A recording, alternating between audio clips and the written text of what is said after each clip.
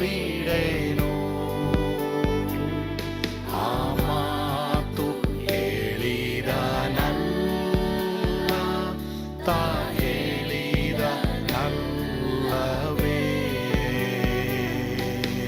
ನಾ ಕೈ ಬಿಡೆನು,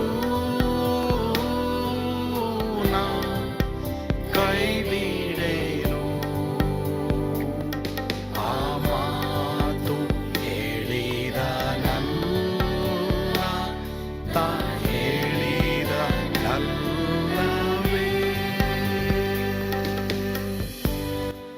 ಯೇಸು ಕೈ ಬಿಡನು ದೈವಿಕ ಸಂದೇಶಕ್ಕೆ ನಿಮ್ಮೆಲ್ಲರನ್ನು ಆಹ್ವಾನಿಸುತ್ತೇನೆ. ಇಂದು ನಾವು ಆದಿಕಾಂಡ 5ನೇ ಅಧ್ಯಾಯ 25ರಿಂದ 27ನೇ ವಚನವನ್ನ ಧ್ಯಾನ ಮಾಡಿದ್ದೇವೆ.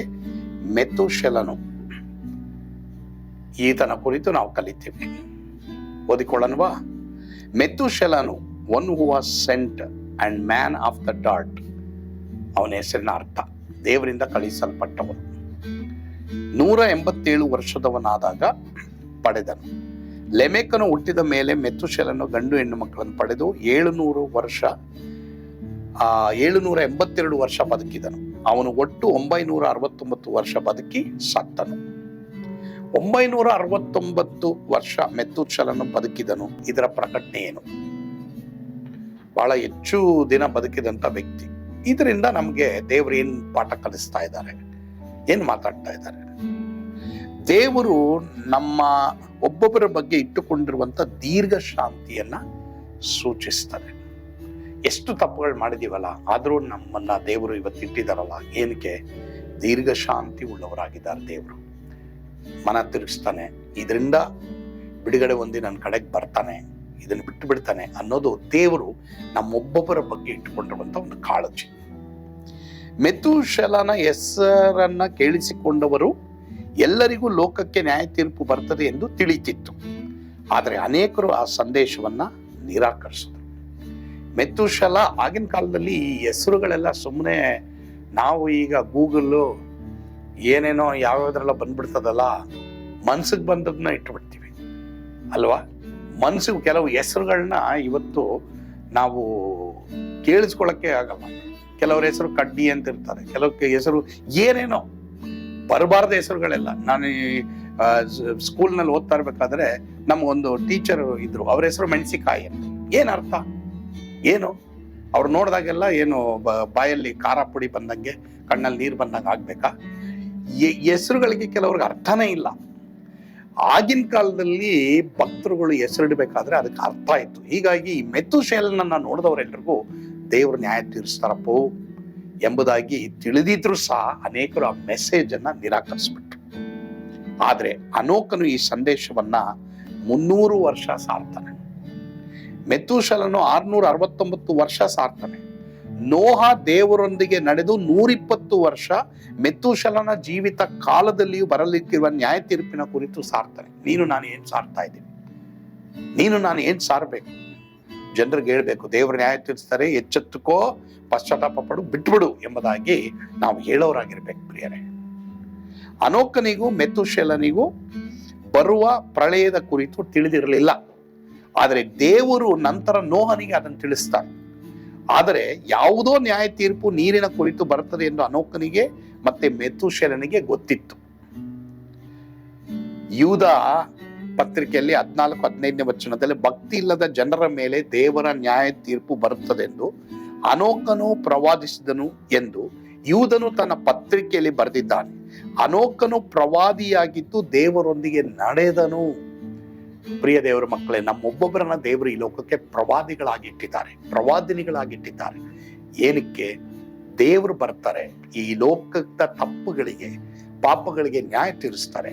ಆದ್ರಿಂದ ಪಾಪಗಳನ್ನ ಮಾಡೋದು ಬೇಡ, ದೇವ್ರನ್ನ ಪ್ರೀತಿ ಮಾಡೋಣ, ನೆರೆಯವನನ್ನ ಪ್ರೀತಿ ಮಾಡೋಣ ಎಂಬಂತ ಸಂದೇಶವನ್ನ ಸಾರಲಿಕ್ಕೆ ನನ್ನನ್ನು ನಿನ್ನನ್ನು ಇಟ್ಟಿದ್ದಾರೆ ಪ್ರಿಯರೇ. ಹಾಗಾದ್ರೆ ನಮ್ಮೆಲ್ಲರ ಬಗ್ಗೆ ದೀರ್ಘ ಶಾಂತಿ ಉಳ್ಳವರಾಗಿದ್ದಾರೆ ದೇವರು.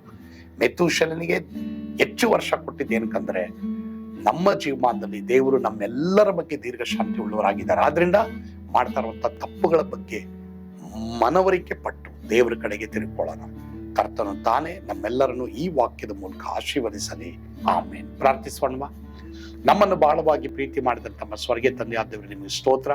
ಹೌದಪ್ಪ, ಇವತ್ತು ದೀರ್ಘ ಶಾಂತಿ ಉಳ್ಳವರಾಗಿದ್ದೀರಾ. ನೀವು ನಮ್ಮನ್ನ ಕರೀತಾ ಇದ್ದೀರಾ ದೇವರೇ. ನಾವೆಲ್ಲರೂ ಸ್ವಾಮಿ ನಿನಗೆ ಭಯಭಕ್ತಿ ಉಳ್ಳವರಾಗಿ ಜೀವಿಸುವ ಹಾಗೆ ನಿನ್ನ ಪವಿತ್ರಾತ್ಮನ ವಾಕ್ಯದ ಮೂಲಕ ದೇವರೇ ನಮ್ಮೊಂದಿಗೆ ಮಾತನಾಡಿ ನಮ್ಮನ್ನು ಶುದ್ಧೀಕರಿಸು. ನಿನ್ನ ವಾಕ್ಯದ ಮೂಲಕ ಶುದ್ಧರಾದವೆಂಬುದಾಗಿ ನನ್ನ ವಾಕ್ಯದಲ್ಲಿ ಬಂದಿದೆ. ಆ ರೀತಿಯೇ ನಮ್ಮನ್ನು ನಡೆಸಪ್ಪ. ಯೇಸುವಿನ ಹೆಸರಿನಲ್ಲಿ ಪ್ರಾರ್ಥಿಸ್ತೇವೆ ದೇವರೇ, ಆಮೇನ್. ಕರ್ತನು ತಾನೇ ನಮ್ಮೆಲ್ಲರನ್ನು ಆಶೀರ್ವದಿಸಲಿ.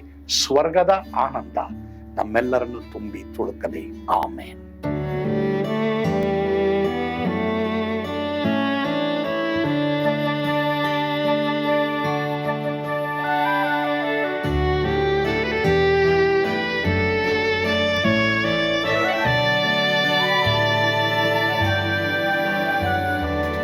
ಓ ಎಂತ ಅದ್ಭುತವಾದ ದಿನ, ನಾನೆಂದಿಗೂ ಮರೆಯೇನು. ಪಾಪಂಧಕಾರದೊಳ್ ಅಲೆದೇನ, ರಕ್ಷಕನ ಕಂಡೇನು. ಕೋಮಲ ಕರುಣೆಯುಳ್ಳ ಯೇಸು ಎನ್ ಕೊರತೆ ನೀಗಿದ. ಕತ್ತಲೆ ಹೋಯಿತು, ಜ್ಯೋತಿಯು ಮೂಡಿತು, ನಾನೀಗ ಧನ್ಯನಾದೆ. ಸ್ವರ್ಗದ ನಂದ ಎನ್ನಾತ್ಮ ತುಂಬಿತು, ಶಿಲುಬೆನಾಗ ಎನ್ ಸ್ವಸ್ಥ ಕೈದನು. ಎನ್ ಪಾಪ ತೋಳೆದ, ಈರುಳ ದಿನಕ್ಕೆ ತಿರುಗಿದ. ಸ್ವರ್ಗದ ನಂದ ಎನ್ನಾತ್ಮ ತುಂಬಿತು.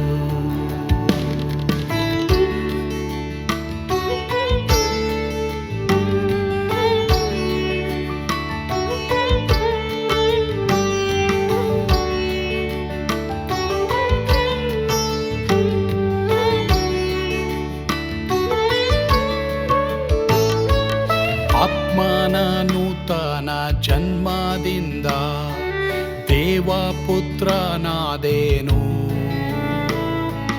ನೀತಿ ನಿರ್ಣಯವ ಹೊಂದಿದೇನು, ಭಾಗ್ಯವಂತನಾದೇನು.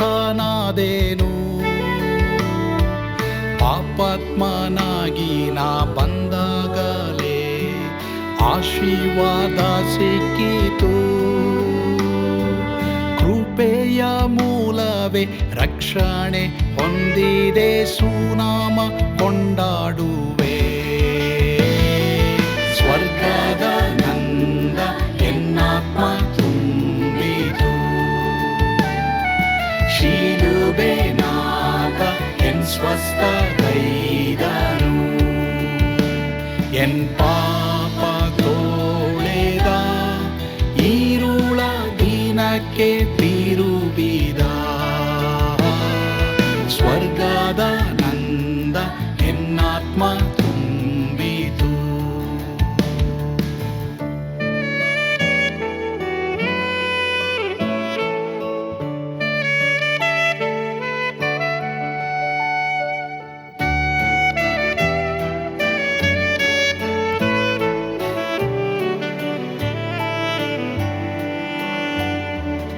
ಅನಂತ ನಿರೀಕ್ಷೆ ಏನಾಗಿದೆ, ಕಾಲವು ತೀರಲಾಗಿ.